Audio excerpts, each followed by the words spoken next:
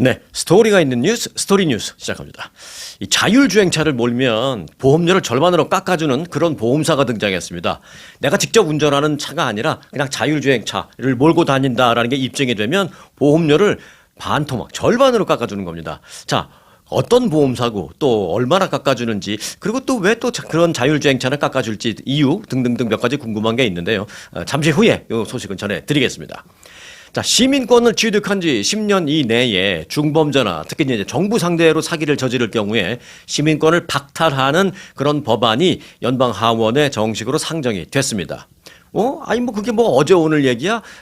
뭐 정부 상대 특히 무슨 중범죄 연루 이런 게 밝혀지면 귀화 시민권자 시민권 박탈한다는 얘기가 뭐 맨날 나오던데 요새 어제 오늘 얘기가 아닌데라고 생각하실 수 있는데요. 네, 뭐 물론 맞습니다만은 그런데 지금 현행도 물론 지금도 귀화 시민권 박탈할 수 있는 법안 규정이 있습니다. 그런데 요번에 상정된 것과는 조금 차이가 있습니다. 자, 어떤 차이인지 이제 말씀을 드릴게요. 일단 요 법안을 발의한 사람은 미네소타주를 지역구로 하는 공화당 소속의 탐 에머 연방 하원 의원입니다. 지금 미네소타주가 이제 이민법 단속 그리고 이민 단속과 관련해서 가장 이제 논란이 있고 좀 핫한 지역이잖아요. 그곳에 있는 이제 연방 하원 탐 에머 하원 의원이 발의한 건데 법안의 제목은 이렇습니다. 시민권 남용 및 허위 표시 방지법입니다. 그래서 요거를 앞글자를 따서 SCAM 액트라고 합니다. 뭐 스캠이라는 것도 뭐 사기를 뜻하는 거긴 하지만 요건 이제 발음을 좀 같게 만들었습니다. 앞자만 따서 이 스캠 법안을 만들었습니다. 귀화 시민권자의 각종 사기 사건에 대한 강경 대응 필요성을 강조한 그런 법안입니다. 자, 이 법안에 따르면 귀화 시민권자가 시민권 취득 후 10년 이내에 정부를 상대로 한 사기 범죄, 또 가중 중범죄, 또 뭐 간첩 행위 등등으로 유죄 판결을 최종적으로 받거나 또는 무슨 외국 테러 조직 같은 데에 가담했거나 또는 연계되어 있는 그런 게 확인될 경우에 귀화 시민권을 박탈하고 추방할 수 있는 그것을 골자로 하고 있습니다. 뭐 여기까지만 말씀드려도 지금까지 우리가 늘 생각했던 것과 큰 차이는 없는 것 같긴 해요. 네. 그런데 이제 현행법상 시민권 박탈은 뭐 불법 취득했거나 지난번에 몇 번 설명드렸죠. 시민권 신청하는 과정에 있어서 거짓말을 했다거나 또는 거짓 서류 또는 거짓 진술 또는 사기 공문서 뭐 이런 걸 만들어서 제출했는데 통과됐다거나 이런 게 이제 뒤늦게 밝혀지면 박탈하는데 그것과 조금 다릅니다만은 플러스 정부 상대 사기 뭐 이런 게 좀 애드가 됐고요. 또 하나는 가장 결정적인 게 지금은 이제 현행법상 그런 여러 가지 범법 행위가 시민권을 취득한 지 5년 이내에 밝혀지면 이라고 되어 있습니다. 지금 현행법은. 근데 요거를 10년으로 늘린 거예요. 좀 더 오랜 기간 동안 그런 조사를 할 수 있는 기간을 가진 거죠. 그래서 5년이 아니라 10년 이내에도 그런 게 밝혀지면 박탈하겠다라는 것입니다. 자, 현재 법에도 귀화 시민권자가 각종 강력 범죄에 연루되면 시민권 박탈이 가능하게 되어 있습니다만은 요번에 이제 발의가 된 것은 그 종류도 범죄의 종류도 좀 더 광범위하게 조금 늘렸고 그다음에 기간도 2배로 늘렸고 뭐 요런 차이가 있다 이렇게 보시면 되겠습니다. 자, 탐 에머 의원은 최근 미네소타에서 보육시설을 중심으로 제기된 대규모 사기 의혹 그러니까 애들도 없는데 애들이 뭐 막 100명, 200명 있다고 막 정부에 올려서 지원금 타먹고 꿀꺽 자기는 그 뭐 재규어 뭐 이런 거 몰고 다니고 그리고 조사관이 가보니까 애들은 없고 뭐 이런 그 사기와 그 의혹이 제기돼서 지금 그래서 이제 참 미네소타가 문제가 되는 거잖아요. 그런 일이 다시는 없도록 하겠다라는 게 이제 취지입니다. 자, 에머 의원실은 이 같은 범죄를 저지른 사람은 애초에 귀화할 수 있는 요건을 충족하지 못한 것이나 마찬가지이기 때문에 박탈하는 건 당연하다. 이렇게 얘기하고 있습니다. 자, 에머 의원은 성명을 통해서 납세자를 상대로 사기를 저지르거나 그러니까 연방정부 돈을 뭐 빼돌리고 하는 건 거짓 서류로 연방정부 지원금을 받아서 꿀꺽하고 이런 거는 그 연방정부 돈이 어디서 나오는 거예요? 우리 모두 납세자의 세금 받아갖고 만들어진 예산이잖아요. 그래서 납세자를 상대로 사기를 저지르거나 범죄 조직과 연계되거나 또는 간첩 행위를 한 사람과 직접 또는 간접적으로 연결되어 있는 그런 사람들은 미국 시민권을 유지할 자격이 없다라고 말하면서 이 법안 발의의 취지를 그렇게 설명했습니다. 자, 한편 일각에서는요, 그런데 일부 그 귀화 시민권자의 사기 자금이 무슨 테러 조직으로 흘러 들어간다라는 그런 의혹을 제기하기도 했습니다. 한 달 전부터 굉장히 강력히 특히 이제 미네소타에서 이 얘기가 많이 나왔죠. 소말리아 계통 사람들과 관련이 돼서 이에 대해서 이제 연방 수사 당국은 아직까지 이를 뒷받침할 만한 공식적인 증거는 발견을 하지 못했다. 하지만 미네소타 주를 중심으로 해서 이 부분에 대한 수사를 계속 진행하고 있다. 요렇게만 일단 얘기를 했습니다. 여하튼 그 뭐 수사 결과가 어떻게 나오든지 간에 그 의혹이 사실이든 뭐 사실이 아니든 떠나서 앞으로는 뭐 그런 일이 없도록 이렇게 철저하게 법안을 좀 명문화, 법안을 제도화 시켜 놓는 건 전 좋다라고 생각합니다. 자, 그런 면에서 이번에 발의된 법안은 현재 얘기되고 있는 규화 시민권자의 어떤 사기 자금이 진짜로 범죄 조직으로 흘러 들어갔는지를 조금 더 명확하게 수사할 수 있는 어떤 계기가 될 수도 있고요. 또 일각에서는 뭐 여러 가지 헌법상 뭐 인권 문제 뭐 이런 여러 가지 얘기도 해요. 그래서 사실 그런 반대 의견도 당연히 있을 것 같으니까 그래서 뭐 법적 또는 정치적 조금 논란이나 공방전은 있을 것 같습니다. 그러나 이제 공화당이 일단 다수당이잖아요. 뭐 상원이든 하원이든 지금 현재는 그래서 다수당인 공화당 의원이 발의한 거기 때문에 일단 하원에서는 통과될 가능성은 저는 매우 높다 이렇게 생각하고요. 굳이 현행법하고 뭐 큰 차이는 없어요. 조금 더 기간을 늘리는 이런 문제가 있기 때문에 뭐 굳이 이거를 통과 안 시킬 필요는 없다라고 저는 생각합니다. 근데 이게 이제 하원에서 통과되고 그다음에 이제 상원에 올라갔을 때는 조금 더 두고 봐야 되겠습니다만은 일단 어제 새로 나온 소식은 그렇다라는 데까지만 말씀을 좀 드리겠습니다. 자, 빌 클린턴 전 대통령 부부가 의회 모독 혐의로 형사 기소될 위기에 처했습니다. 연방 하원 감독위원회는 클린턴 전 대통령과 힐러리 클린턴 전 국무장관 이 부부를 의회 모독 혐의로 기소하자라는 내용의 결의안을 올렸는데 그 결의안이 가결됐습니다. 연방 하원 그 감독위원회라는 곳에서 뭐 연방 하원 전체는 아니고요. 클린턴 전 대통령에 대한 결의안에 민주당 의원 9명이 찬성표를 던졌어요. 네. 그 클린턴 전 대통령은 민주당이지만 그리고 힐러리 클린턴 전 국무장관을 그렇게 의회 모독죄로 기소하자라는 데 대해서 민주당 의원 3명이 찬성표를 던졌습니다. 그래서 민주당 의원들도 찬성표를 던질 만큼 공감대가 형성돼 있구나라는 것을 알 수가 있습니다.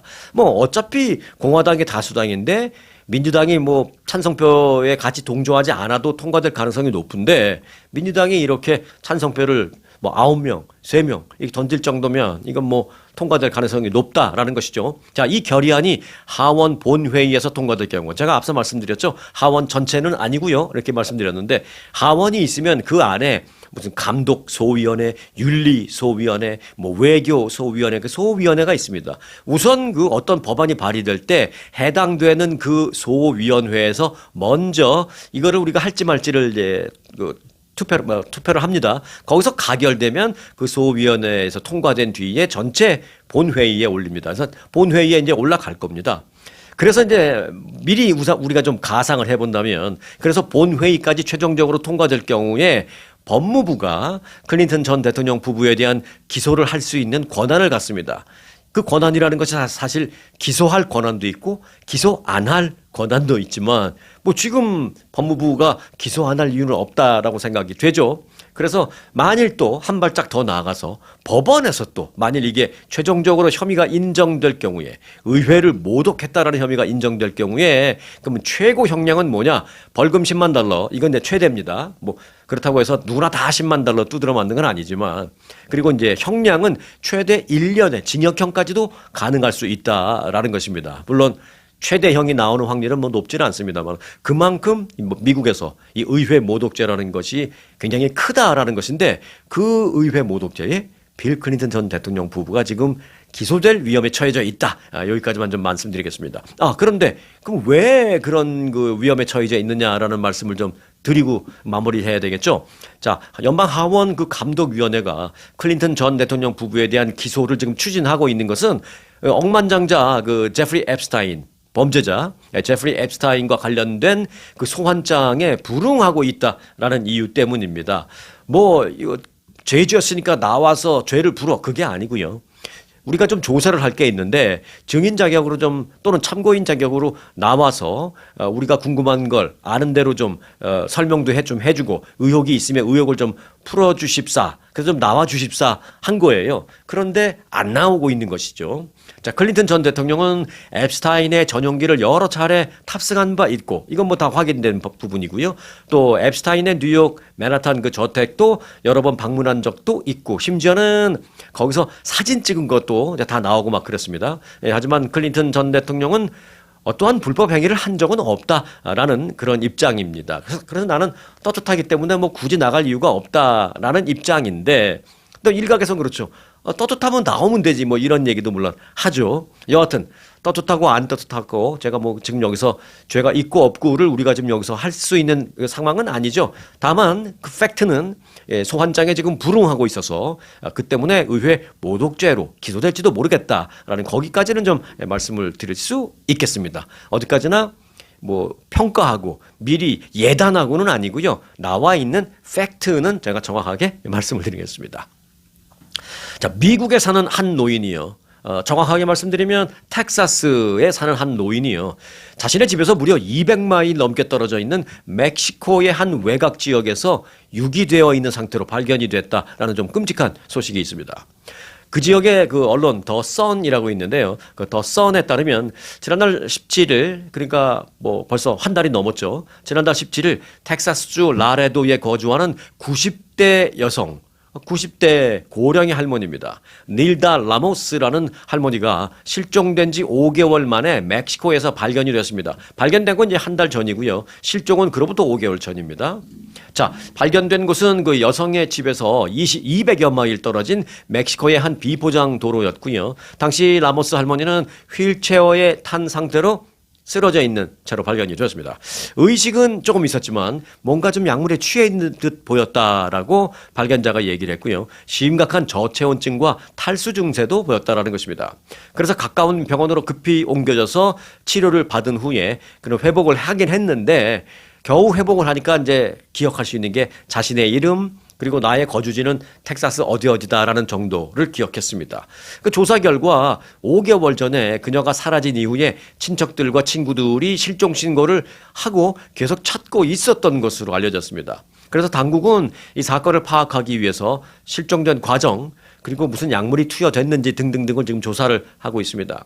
아무튼 그 텍사스 남부에 살고 있던 노인이 어떻게 5개월 뒤에 200마일 떨어져 있는 멕시코 외곽에서 발견된 걸까요? 네.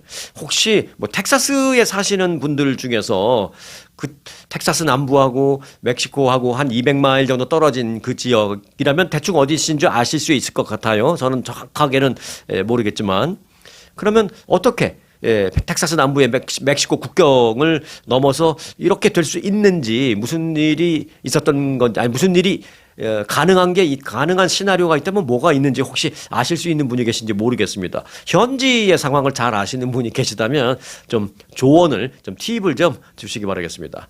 어찌됐든 현재 그 경찰이 지금 무리하지 않게 워낙 이제 고령이시니까 천천히 이 할머니를 상대로 조사를 벌이고 있으니까 결과가 나오면 바로 궁금증을 해소해 드리겠습니다. 네, 테슬라의 자율주행 소프트웨어를 이용하는 차량의 보험료를 절반으로 깎아주는 보험사가 있습니다. 뭐 테슬라를 타면서 자율주행 소프트웨어 없는 것 타시는 분은 없겠죠. 네, 자 자율주행차가 사람이 직접 운전하는 차보다 오히려 더 안전할 수 있다라는 확신을 이 보험사가 가졌기 때문에 이렇게 반으로 깎아줄 수 있습니다. 뭐 디스카운트도 20%, 30% 오프가 아니라 거의 반을 깎아줍니다. 45%를 깎아주겠다라는 것입니다. 뉴욕에 기반을 둔 보험회사 레모네이드라는 회사는 어제 자율주행차 전용으로 설계된 최초의 상품인 자율주행차 보험이라는 걸 출시한다라고 밝혔습니다. 그러니까 이거는 일반적으로 사람이 운전하고 다니는 그런 차는 아무리 고급차 뭐 어떤 차라도 해당이 안 되고요. 뭐 어떤 종류의 차든 테슬라든 뭐 다른 것도 자율주행 소프트웨어 그러니까 FSD여야 됩니다. Full Self Driving 뭐 반만 그러면 안 되고 특히 이제 테슬라의 Full Self Driving 소프트웨어가 있는 차를 탄다라는 걸 뭐 서류로 입증만 하면 45%를 깎아줍니다. 네. 그리고 주행할 경우에 마일당 이렇게 깎아준다라는 것입니다. 요즘은 이제 보험을 마일당 하는 그 보험회사 많죠. 예를 들어서 근데 이건 잘하는 것 같아요. 내가 집에서 직장까지 매일 출퇴근하는데 우리 집에서 직장까지 한 7마일, 10마일도 안 되는 7마일 정도밖에 안 되는 그렇게 가까운 곳만 왔다 갔다 하시는 그런 분들도 보험비 예를 들어서 4,500불. 우리 집에서 직장까지 그냥 편도 한 25마일, 왕복 50마일이 넘어. 그런데 그분도 4,500불. 이건 좀 언페어하다라는 생각을 가질 수 있죠. 그래서 이제 그 출퇴근 마일당 얼마씩 이렇게 차지하는 보험회사가 있는데 이 회사가 이제 그렇게 하겠다라는 것입니다. 레모네이드는 테슬라의 그 FSD, Full Self Driving 소프트웨어가 지금 상황에서 앞으로 계속 업데이트 될 텐데 앞으로 업데이트 되면 될 때마다 그때마다 조금씩 더 깎아주겠다라고 했습니다. 그 얘기는 업데이트 될 때마다 안전성이 조금씩 더 확보가 되니까 그걸 인정해줘서 조금씩 더 깎아주겠다는 것입니다. 그렇다면 지금보다 반 이하로 뚝 떨어질 수도 있다라는 그런 얘기죠. 자, 레모네이드 보험사는 360도 전방위를 감지하는 그런 기능도 있고, 풀 셀프 드라이빙 당연히 그래야 되겠죠.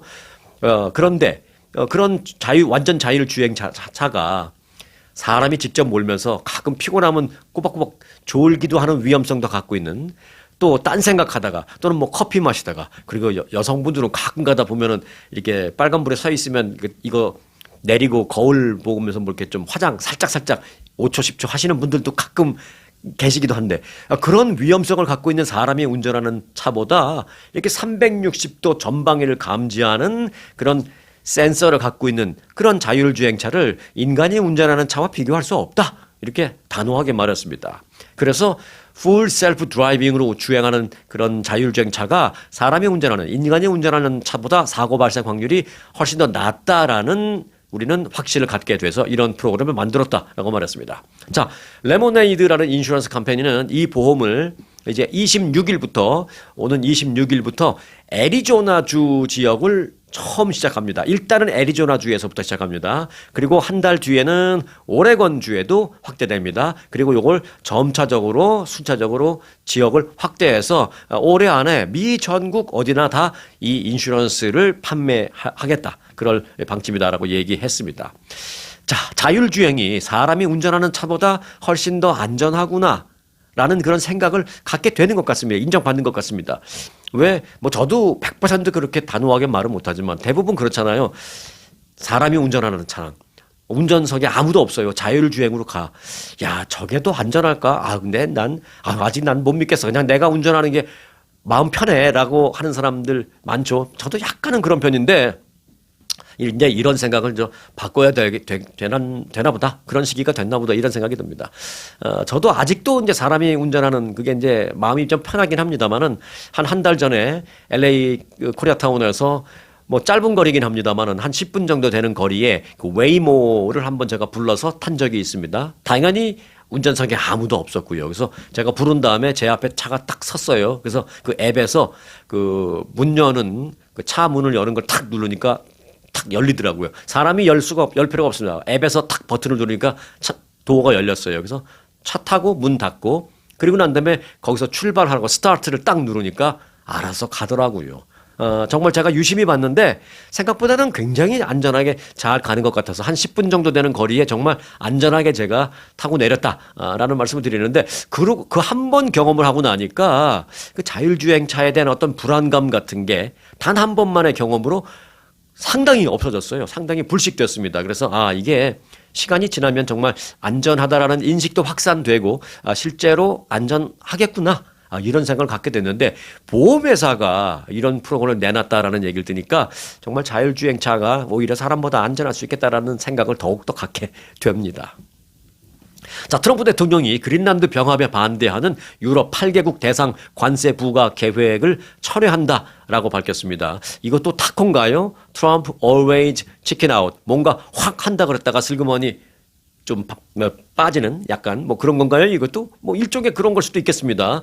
유럽 8개국 관세 부과할 거야. 2월 1일부터 뭐 10%, 그다음에 6월 1일부터 25% 얘기했는데 그거 안 하기로 했습니다. 그리고 플러스 뭐 저는 뭐 이거는 그렇게 중요하다고 생각하지 않고 중요한 얘기를 하나 더 붙였습니다. 그 뒤에다 뭐라고 붙였냐면 무력 사용은 배제하겠다. 그러니까 무력 사용하지 않겠다. 이런 얘기를 했습니다. 그래서 어찌 보면 좀 낙관적이긴 한데요. 이에 대해서 유럽 쪽의 분위기는 긍정 그리고 신중. 이게 약간 두 가지, 뭐 긍정과 부정이 아니라 긍정 그리고 신중 이렇게 이제 두 가지로 좀 나뉩니다. 자, 우선 그 당사국인 덴마크 쪽을 보면요, 덴마크의 외무장관은 트럼프 대통령의 그 발언에 대해서 즉각 환영한다라는 입장을 밝혔습니다. 덴마크 외무장관은 트럼프 대통령은 무역 전쟁을 중단하겠다는 거, 관세 갖고 막 하는 걸 이제 철회하겠다라고 했고 그린랜드를 무력으로 공격하지 않겠다라고 다보스 포럼에서 공식적으로 그렇게 말을 했는데 나는 이걸 매우 긍정적인 메시지로 해석한다라는 입장을 보였습니다. 자, 그리고 이탈리아로 가볼게요. 이탈리아의 조르자 멜로니 총리도 성명을 통해서 트럼프 대통령의 그 결정을 지지한다라고 발표를 했습니다. 네덜란드 딕 소프 총리도요, 긴장 완화의 길로 접어든 것 같아서 매우 긍정적이다, 이렇게 말을 했습니다. 그런데 자, 반면에 독일은요, 독일은 매우 신중한 입장을 보였습니다.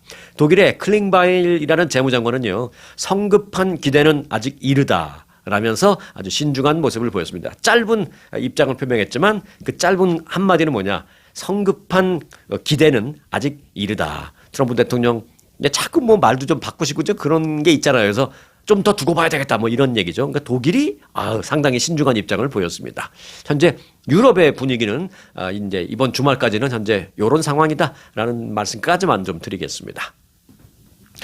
자, 미국의 MZ 세대 사이에서 MZ 세대라고 하면 이제 그냥 20, 30대 정도, 40대 초반까지 정도로, 그러니까 소위 말해서 뭐 젊은층이라고 해서 그냥 20대만 말하는 게 아니라 20대 한 30대까지 어울러서 그 젊은층 사이에서 요즘에 유행하는 게 있습니다. 여러분들도 좀 알아놓으시기 바라겠습니다. 뭐냐면 No Spend Challenge입니다. 번역을 하자면 무지출 또는 무소비 챌린지입니다. 소비를 하지 않고 지출을 하지 않고 콱 있는 겁니다. 이름하여 No Spend Challenge.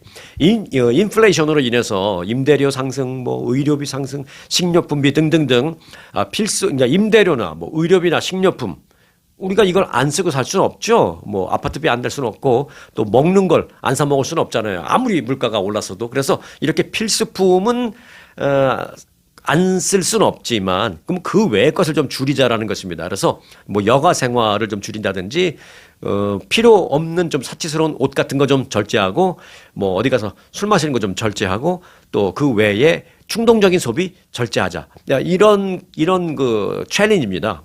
그래서 월스트리트저널은 이 PwC의 자료를 인용해서 아무것도 사지 않는 1월, 지금 1월 달을요, 요즘 젊은이들은 아무것도 사지 않는 1월이라는 걸 막 검색을 하고 있어요. 그래서 아무것도 사지 않고 1월 달에 좀 어떻게 버틸 수 있지? 이 검색량이 최근 5년, 6년 만에 지금 최고를 기록하고 있다는 것입니다. 사람들이 왜 그렇게 검색을 할까요? 예, 그 챌린지 때문에 그렇습니다. 통상 연말이나 연초에는 아무것도 안 사는 게 아니죠. 조금 더 사죠, 아무래도 소비가. 그런데 소비 지출이 아니라 소비 자제에 대한 검색이 늘고 있는 것입니다. 그 챌린지 때문에. 자, 무지출 챌린지, 노 스펜드 챌린지는 필수품 외에는 최대한 쇼핑을 하지 않는 챌린지입니다. 그래서 취미 관련 용품, 의류, 장난감, 뭐 집을 좀 꾸민다든지 또 혼자 먹는 배달 음식 시키는 걸 안 한다든지 간식을 끊는다든지 등등등입니다. 그리고 이제 주로 이제 우리 가끔 이렇게 전화기로 이것저것 보다 보면 그 광고 막 오잖아요. 그런 광고 오는 걸 다 차단할 수 있는 건 다 차단하고 그런 SNS를 통해서 뭐가 오는 걸 다 차단하고 또 차단할 수 없을 때는 뭐가 왔으면 가끔 궁금하면 한번 들어가 보기도 하잖아요. 그거 한번 들어가 보면 그다음부터는 관련된 광고가 계속 옵니다. 그거 조심하셔야 돼요. 여기서. 그런 걸 아예 안 들어가고 끊고 차단하고 안 보고. 실제 그런 챌린지를 하는 사람들이 많이 있다라는 것입니다. 자, 그래서 그 월스트리트저널이 이들을 좀 인터뷰해서 실제 사례를 보도한 게 있습니다. 몇 분을 좀 소개해드리겠습니다. 자, 우선 뉴욕에 산다라고 하는 디지털 마케팅 전문가라고 소개한 질리언 시에 라는 사람은요, 이번 달에 옷과 화장품, 커피, 술 소비를 자제해서 평소에는 한 달에 요런 거에 한 1,500불 정도 썼대요. 뉴욕에서 그 정도면 뭐 많은 건 그래도 아니지만 평소에는 한 1,500불 정도 요렇게 썼는데 요거를 $300 이하로 줄이는 것을 목표로 지금 거의 달성하고 있다. 그러니까 지금 아직 20 며칠이니까 아직 $300 이상 안 쓰고 있는 거는 성공했다라는 것입니다. 1,500불씩 쓰던 건 어떻게 $300 이하로 뭐 정말 대단하다라는 생각인데 그리고 예를 들어서 이런 겁니다. 한 달에 한 20번 정도 외식 또는 음식 시켜 먹는 거 이런 걸 다 합치면 뭐 외식을 20번 하는 건 아니고요. 밖에 나가 먹거나 아니면 음식을 투고해서 갖고 오거나 아니면 딜리버리를 시키거나 뭐 이렇게 하는 걸 한 달에 한 20번 이상 했었는데 요거를 5번 이내로 줄이고 있다라는 것입니다. 나머지는 그냥 그로소리 봐서 집에서 해먹는 거죠. 자, 또 다른 사례입니다. 올해 24살의 유튜버 테일러 루벤이라는 사람은요. 무소비 챌린지를 지난해부터 1년 동안 해온 대표적인 사람이라고 합니다. 그래서 그 1년 동안 해온 거를 그 기록을 유튜브에 공유를 해서 지금 큰 화제를 낳고 있습니다. 나도 좀 배우자 이거죠. 그는 지난 한 해 동안 꼭 필요한 필수품만 구매해서 일주일에 $30 이하만 쓰는 것을 목표로 했답니다. 그러니까 뭐 집값이라든지 뭐 이런 거 기본적으로 나가는 건 어쩔 수 없지만 그 외에 소위 말해서 안 써도 되고 쓰면 조금 내가 뭐 해피한 뭐 요런 것들 그런 거를 $30 이하로 낮췄다라는 것입니다. 그냥 아예 안에서 제로면 제로지 $30 이하로 뭘 할 수 있나요? 모르겠습니다만은 그랬습니다. 그래서 루벤은 이전까지는 꼭 필요해서 내가 사는 거야 라고 생각했던 것들도 지금 생각해보면 그렇게 꼭 해야 되는 건 아니었던 것들도 꽤 있었다. 이렇게 말하고 있습니다. 또한 또 다른 사례입니다. 5인 가족의 이제 가장인데요. 이 5인 가족 전체가 무소비 챌린지 중이다라고 말하는 이 브랜트 파슨스는요. 가족들이 크레딧 카드를 쓸 때마다 왜 내가 지금 이 카드를 쓰는 것인지 이유를 말하도록 했다라고 합니다. IT 분야에 종사하는 그는 연봉 $85,000 정도를 벌지만 일주일에 나흘은 퇴근 후에 차량을 이용해서 음식 배달 알바를 한다고 합니다. 연봉 85,000불 갖고 못 살아서 그래서 알바를 한다고 합니다. 그러니까 그렇게 어렵게 번 돈을 쓸 때는 너무 쉽게 쓰니까 가족들하고 이제 같이 약속을 한 거죠. 뭐 안 쓸 수는 없지만 크레딧 카드로 내가 뭘 쓸 때 내가 왜 이 크레딧 카드를 지금 쓰는지를 가족들하고 얘기를 하면서 공유한다라는 것입니다. 그러면서 그는 이렇게 말합니다. 지금 우리의 소비 행동을 바꾸기 위한 습관을 들여놓지 않으면 향후 우리 자녀들은 커다란 경제적인 어려움에 처할 것이다 라면서 물가가 계속 올라서 벌어도 늘 부족하다. 내가 이러니 우리 자손들, 우리 후배들이나 자손들은 더더욱이 그런 어려움을 겪을 것이기 때문에 좀 절약하는 습관이라든지 이런 거를 내 후배나 자손들에게 좀 익숙하게 만들어주고 싶다라고 해서 같이 지금 그걸 하고 있다라는 것입니다. 자, 미국에서 이 무소비 챌린지가 유행하는 이유는 뭐 잘 아시다시피 수년간 지속된 인플레이션 때문에 물가가 너무 많이 올랐기 때문입니다. 식비, 임대료, 의료비, 보험비 또는 공과금 등등등 고정된 지출도 많이 올랐어요. 근데 뭐 예를 들어 전기세 많이 오르고 뭐 인터넷 비용 많이 올랐는데 그걸 내가 가서 따지고 항의하고 10불, 20불 깎을 수는 없잖아요. 뭐 어쩔 수는 없죠, 그거는. 근데 그거는 할 수 없으니까 결국 새로운 물건이나 새로운 것들을 사지 않고 좀 아이디어를 내서 버틴다거나 조금 참거나 뭐 그런 거를 지금 한다라는 것입니다. 이런 무소비 챌린지가 단순한 호기심성 챌린지로 끝날지 아니면 이런 걸 한번 경험한 후에 좀 더 절약하게 어떤 슬기로운 소비 생활을 하는 어떤 좋은 계기가 마련이 될지 저는 개인적으로 그렇습니다. 응원하는 마음으로 좀 지켜보겠다라는 생각입니다. 자, No Spend 챌린지 알고 계시기 바라겠습니다. 자, 지난 2023년에 넷플릭스에 방영돼서 호평을 받은 넷플릭스 TV 시리즈가 있습니다. 이 한국말로 번역도 됐고 해서 한국말로 번역된 제목은 성난 사람들입니다. TV 시리즈인데 성난 사람들. 이게 한국 분이 감독하고 뭐 스티븐 연이라고 한국 배우가 주인공이 나오고 그래요. 이 성난 사람들이 그때 별로 재미없었을 것 같은데 저도 그냥 우연히 보다가 생각보다 재밌네 뭐 이랬었어요. 그게 이제 생각보다 많은 사람들이 재밌다라고 호평을 했습니다. 그래서 이제 시즌 2가 나온답니다. 그런데 이 성난 사람들이라고 말씀드렸지만 이 원래 제목 영어로 된 제목은 Beef입니다. Beef, B-E-E-F 소고기 네, 맞습니다. 그런데 이제 이 비프는 쇠고기라는 뜻도 물론 있습니다만은 심하게 불평불만을 뭐 늘어놓다, 심하게 화를 내고 불평하다, 뭐 이런 뜻도 있습니다. 스펠링은 똑같아요. 그런데 그런 어찌 보면 전혀 상관없을 것 같은 그런 뜻도 있습니다. 명사로는 비프가 소고기 맞습니다. 그런데 동사로서 또는 형용사로서 심하게 불평불만하는 또는 심하게 화를 내다 뭐 이런 게 있습니다. 그 비프 성난 사람들 시즌 2가 4월 16일 넷플릭스에서 새롭게 공개됩니다. 재밌을 것 같아요. 3년 전에 시즌 1으로 돌풍을 일으킨 한국계 이성진 감독이 다시 시즌 2의 메가폰을 잡았습니다. 30분 분량짜리 8개의 에피소드로 구성된다고 합니다. 다른 배우들도 많이 나오는데 헐리우드의 그 1급 배우로 꼽히고 있는 오스카 아이작 그리고 캐리 멀리건 등이 주연을 맡았습니다. 이번에는 이제 주연이 바뀌어요. 그리고 이제 여러분들이 잘 아시는 한국 배우도 좀 요번에 참가합니다. 이 그 드라마 속에 보면 억만장자 한 여성이 나옵니다. 한국식으로 말씀드리면 무슨 억만장자 회장님이죠. 네. 그 억만장자로 나오는 사람이 있는데 이분이 이제 영화배우 윤여정 씨가 그 역할을 맡았고요. 그리고 윤여정 씨의 두 번째 남편 역할로 이제 송강호 씨가 나온다라고 합니다. 자, 그런데 말이 나온 김에 간단하게 좀 설명 하나 드릴까 해요. 비프, 이 시즌 드라마의 제목, 비프.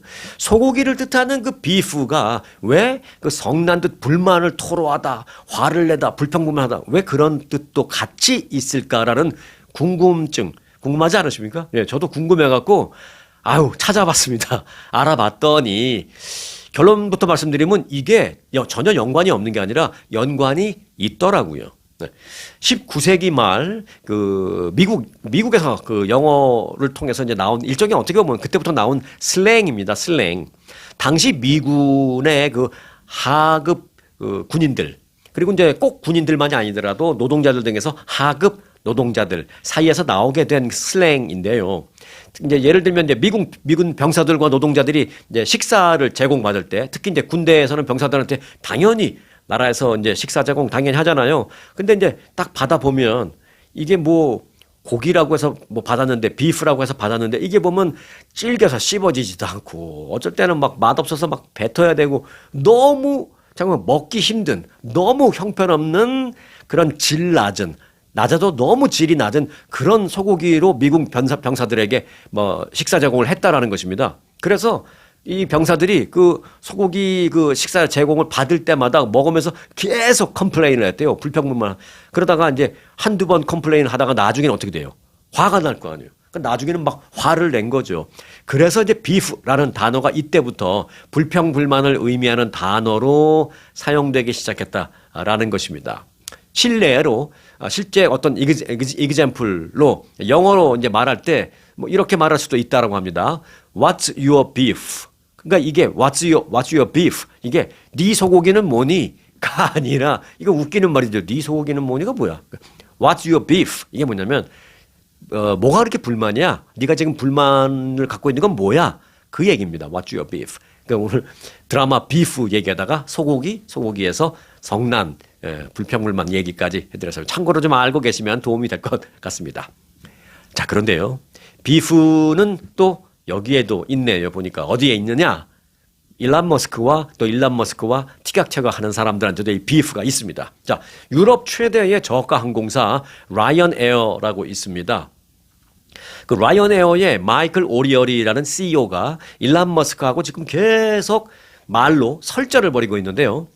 일론 머스크 그 CEO가 마이클 오리얼이가 소유하고 있는 그 라이언 에어 그거 내가 확 사버릴까? 뭐 이런 얘기를 했습니다.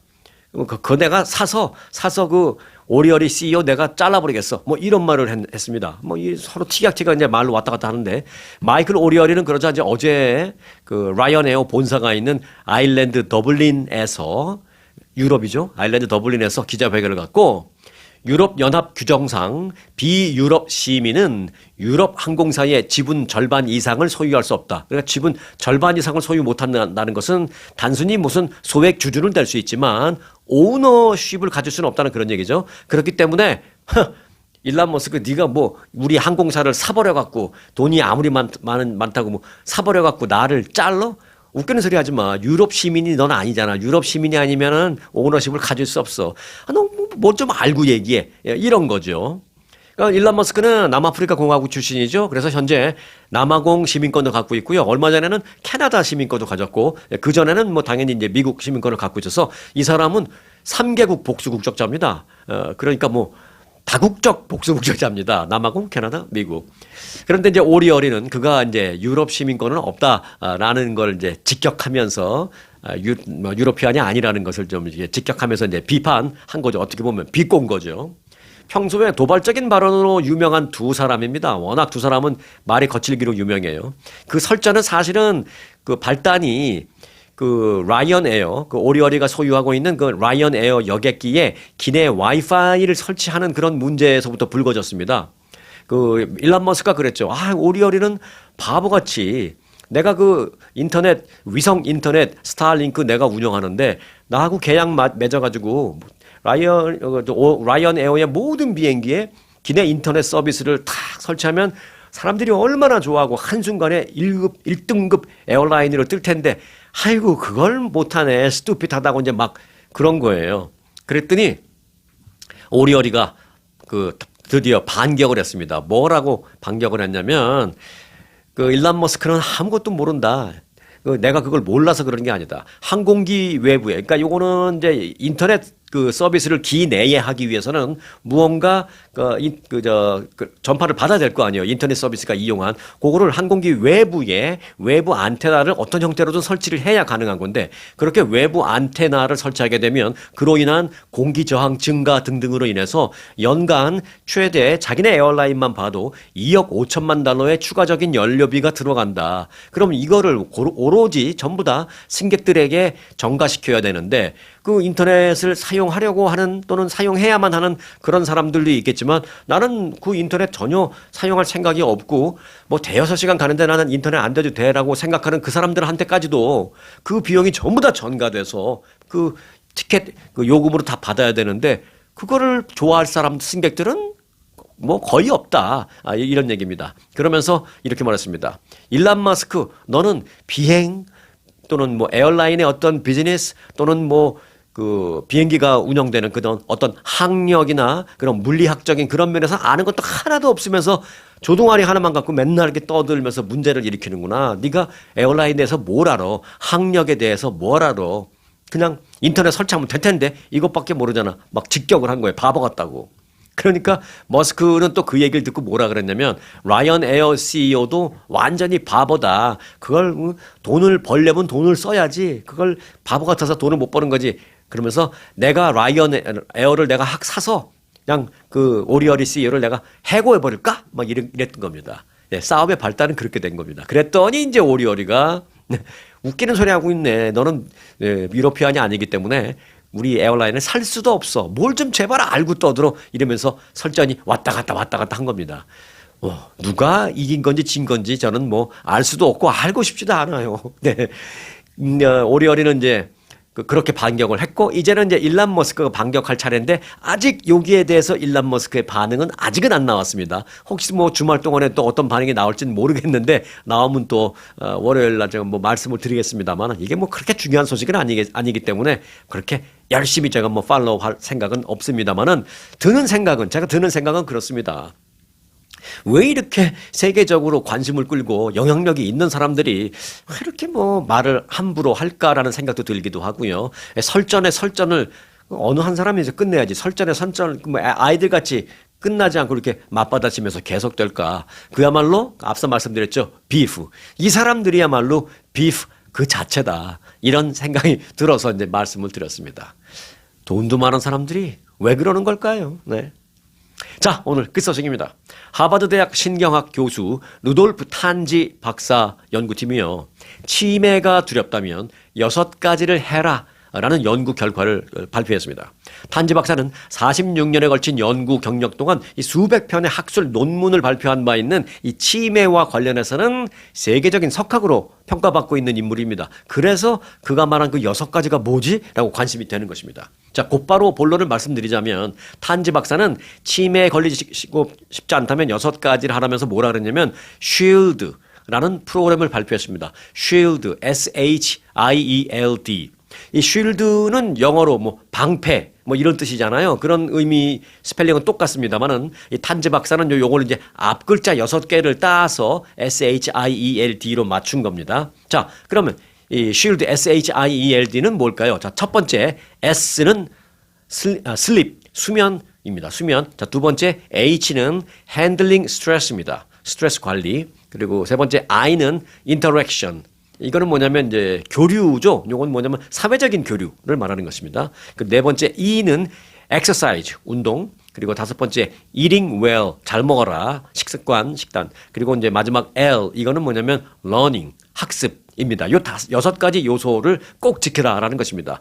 아, 이거 뭐 얘기하면 너무 길기 때문에 요 중에서 제가 뭐 한 두세 가지만 몇 가지만 부연 설명을 좀 드릴게요. 자, 우선 수면과 관련해서는 탄지 박사는 고정된 취침 시간을 두기보다는 기상 시간을 기준으로 해서 역산해서 최소 7시간의 수면을 확보할 것을 강력하게 권장한다라고 합니다. 어떤 분들은 아우 나는 막 새벽 4시만 되면 자꾸 잠이 깨. 나는 5시만 되면 잠이 깨. 뭐 이런 분들 계시죠. 어떤 분들은 제 유튜브가 서부 시간으로 3시에 올라가거든요. 그 동부 시간이면 그때는 6시구나. 아, 그러니까 일어나실만 하네요. 네.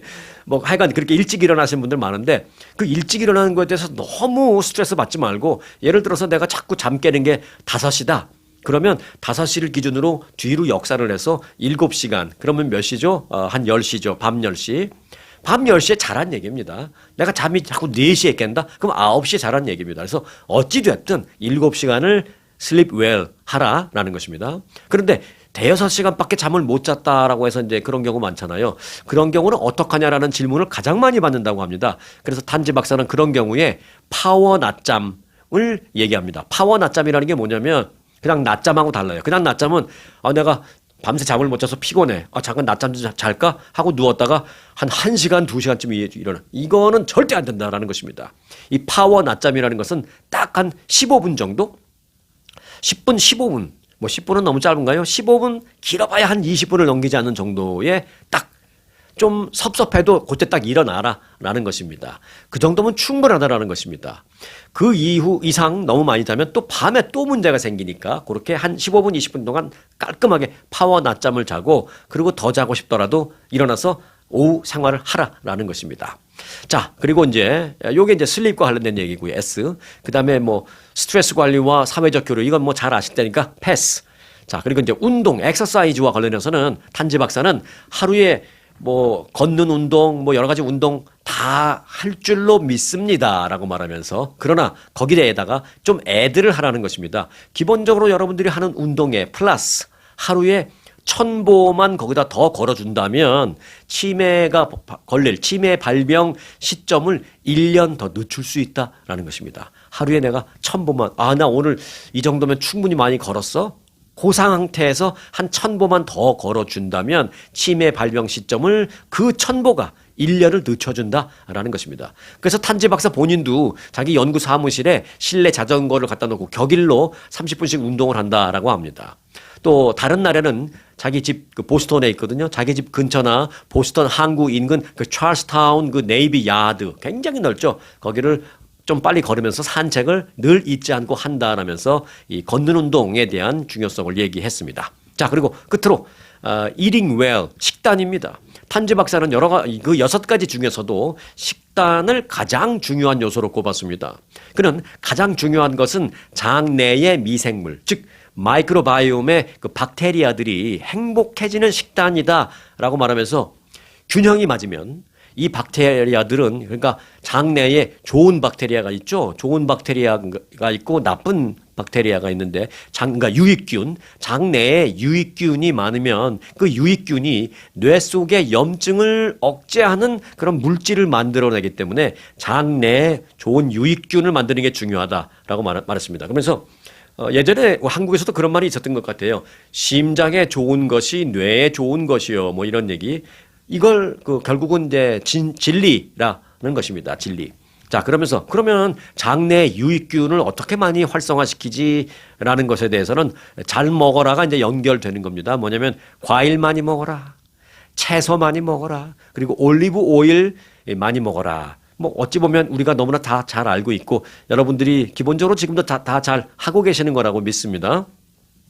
그런 얘기를 했습니다. 다시 한번 이제 우리가 재인식하게 되는 것이죠. 그러면서 매일 내가 먹는 그 식단을 일종의 채식주의자, 그러니까 완벽한 채식주의자들처럼 먹을 필요는 없지만 채식주의자들이 먹는 것처럼 채식주의자들의 식단을 좀 머릿속으로 생각하면서 그런 식단으로 챙겨 먹으면 좋다라는 것입니다. 그리고 중간중간 이제 간식이 생각날 때 간식으로 사과나 배 또는 그래놀라 또는 호두 같은 또는 아몬드 같은 견과류 요런 거를 간식으로 채우면 장내에 유익균이 많이 생겨나서 그 유익균이 몸속에 또는 뇌 속에 염증을 억제시켜 준다라는 것입니다. 자, 그는 장 속의 유익균은 감자칩처럼 인위적으로 바삭해진 그런 걸 좋아하는 게 아니라 자연 그대로의 바삭한 음식을 좋아한다라고 말했습니다. 오, 이게 굉장히 중요한 포인트인 것 같아요. 예를 들어서 상추 같은 것도 씹으면 아삭아삭하잖아요. 이건 자연적으로 바삭한 거죠.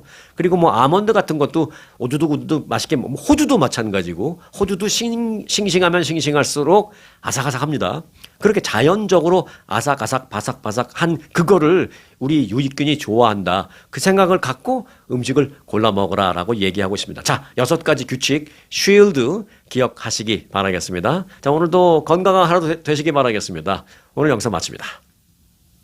아주 특별한 아주 즐거운 아주 기분이 좋은 아주 편안한 아주 행복한 아주 추억의 남을 같은 코스 같은 일정이라도 추억은 차이가 납니다.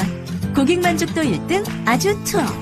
내 인생 최고의 순간 1등 여행 아주 좋은 아주 투어 아주 좋은 213-388-4000